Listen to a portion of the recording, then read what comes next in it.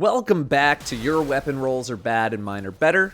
Today, we're taking a look at the raid weapons from Root of Nightmares. We're also going to be talking about how you can enhance your Adept weapons, as that feature has now launched with the new mid-season patch.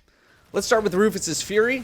This thing is a laser beam of an auto, great strand weapon to have in the kit, and there are quite a good amount of rolls to use with this gun. In the first column, we got Reconstruction, Demo, Rewind Rounds, all very solid perks, with the second column having stuff like Target Lock, Hatchling, Frenzy, Paracausal Affinity, even Adrenaline Junkie works here.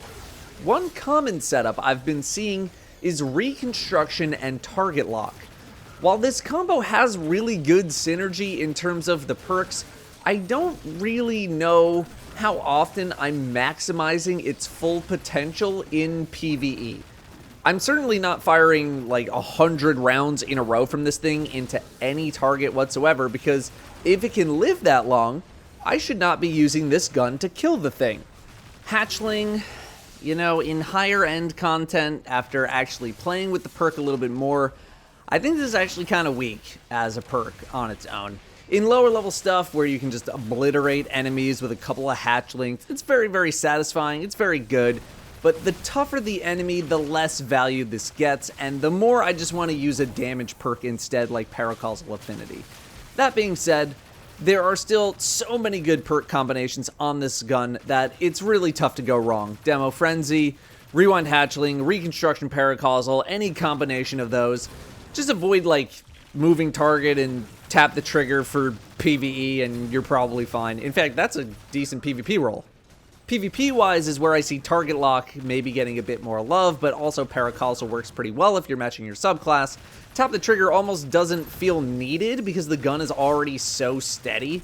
Minor perks, we're going for range as usual. In this case, Arrowhead and Ricochet work with a range masterwork. Mykel's Reverence, the strand sidearm, is in somewhat of a similar boat to Rufus's Fury, but with way fewer options that I would consider top tier. In the first column, the main two that I'm looking at are Rewind Rounds and Pugilist, since you're going to be in melee range. Maybe Perpetual Motion, but I'm not that kind of guy. In the second column, we again have Hatchling, Frenzy, Paracausal, and again, I'm going to tell you that basically any combination of these aforementioned perks are going to work just fine, as it depends on how you are building your character.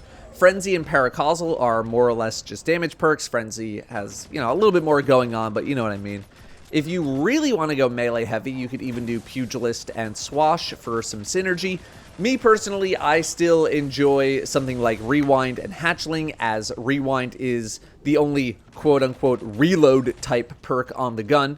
And again, we're going to hunt for range. I don't think you need Arrowhead, as the recoil pattern on this is pretty good already, but there is no harm in taking it if you want it. Acasia's Dejection, the newest legendary solar trace rifle, the only other one being Retraced Path from Dares of Eternity. I would say that this can be an upgrade in terms of perks, depending on what you're looking for.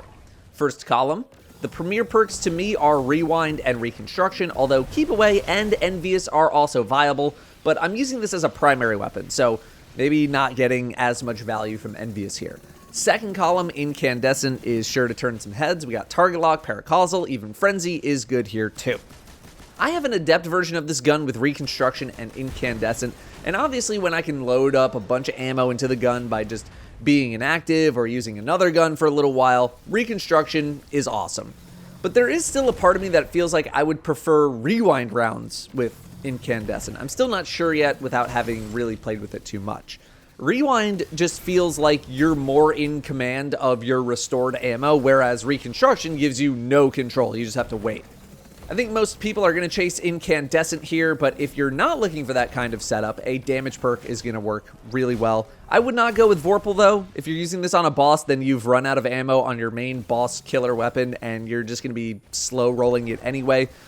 Target Lock, I don't know, maybe I'm undervaluing Target Lock in general, but I just feel like it's too strict. If I let off the trigger for just slightly too long, it resets, and it's very rare that I'm beaming the hell out of something long enough with a primary weapon to get value out of Target Lock. You know, just give me the 15 or 20% damage boost right off the rip with one of these other perks, and I'm good.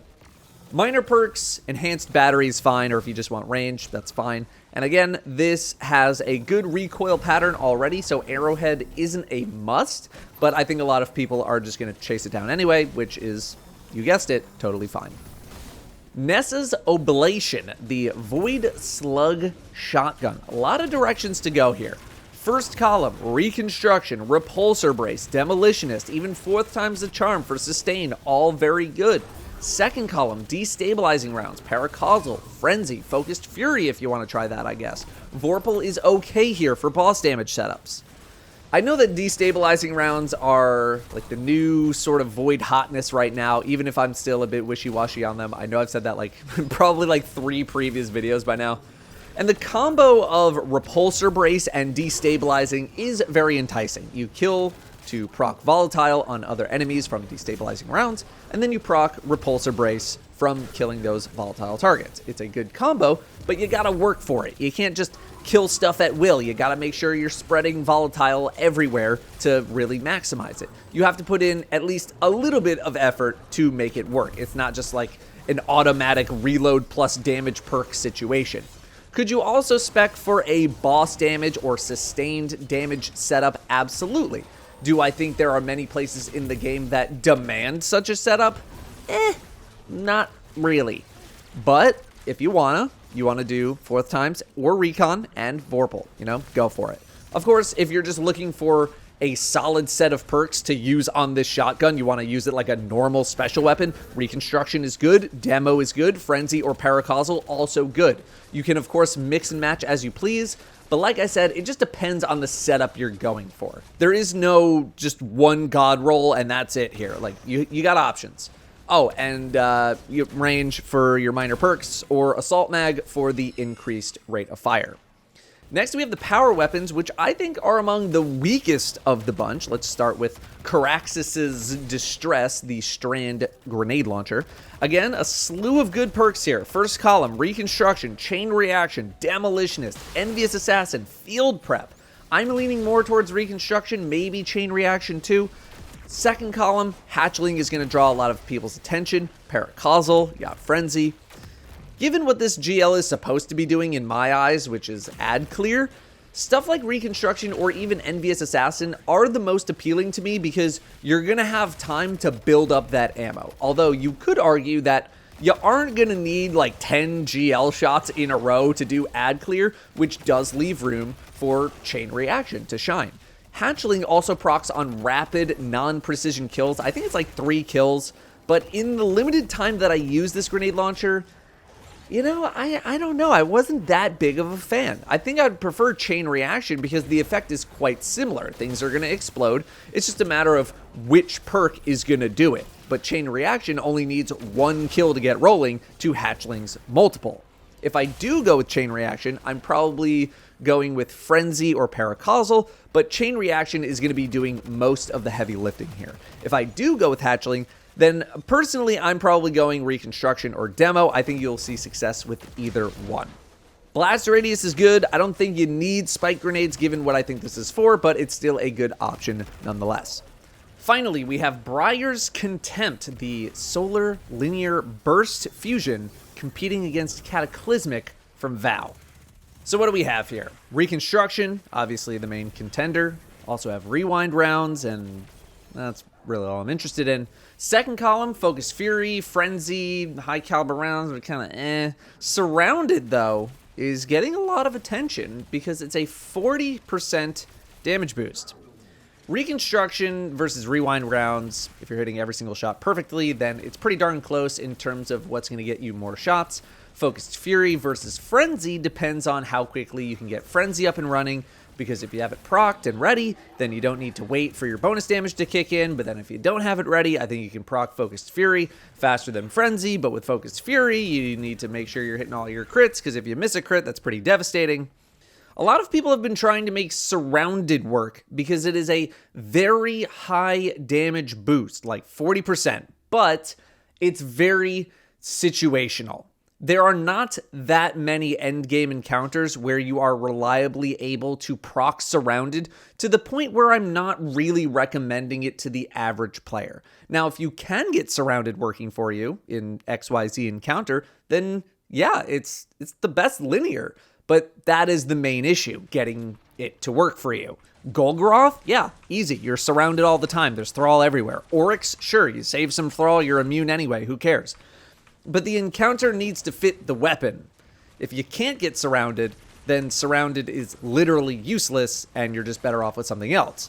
But also, it's not like you're going to go from like a 2-cycle to a 1-cycle just by having Surrounded or anything like that. So if you don't get this weapon, it's not a huge deal. Linears are also not really in the meta in Season 20, and unless an encounter comes along that makes them really shine, I don't think we'll be seeing too many new linear strats for the next little while. In short, have a copy with Surrounded for the times where you can actually proc it, and otherwise you can just hold on to your Cataclysmic from Vow, or you can just make 2 copies of Briars, one with Surrounded, one without, and I'm probably going Reconstruction either way. Next, I have a very quick section on enhancing Adept weapons. So, for those of you who have been master raiding and doing the challenges, you've been getting or buying Adept weapons, but they don't come with multiple perks anymore. It's just 1 per column. And this is because you can now enhance them, essentially turning them into a crafted weapon. So, you get the drop. Let's say it has the 2 main perks you want on it. Awesome. What are we doing next? You're going to go into the weapons menu and you're going to find this option right here, Enhance Weapon. This will sort of turn it into a crafted weapon. You're going to get the weapon XP bar, you'll get a little icon on the weapon picture, and your 2 perks will have these red brackets. Gun starts at level 0, and you will level it as normal. The minor perks, you'll be able to change like you can do on a crafted weapon, like barrels and magazines, whatever, but you cannot change the major perks. Those are locked forever. So when you are hunting for an Adept weapon, you basically only need the 2 major perks to be the things that you want. Everything else you can swap around. Then, when you hit the first big milestone of the gun, you can enhance the left side major perk, and then the next milestone can be the right side major perk. This is about 20 levels worth of weapon XP, so pretty typical for a crafted weapon experience. If you're wondering the point of doing all of this, it is yet another very minor upgrade, the smallest of min-max things to do for high-level players, because you'll be able to use Adept mods in these guns versus a normal crafted weapon, which do not use Adept mods.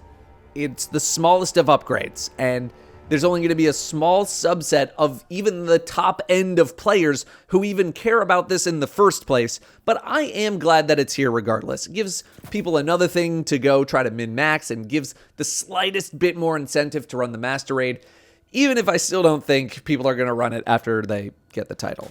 There's only so much power creeping you can really do, you know? Anyway, those are the raid weapon rolls. Thank you very much for watching. I'll see you next time.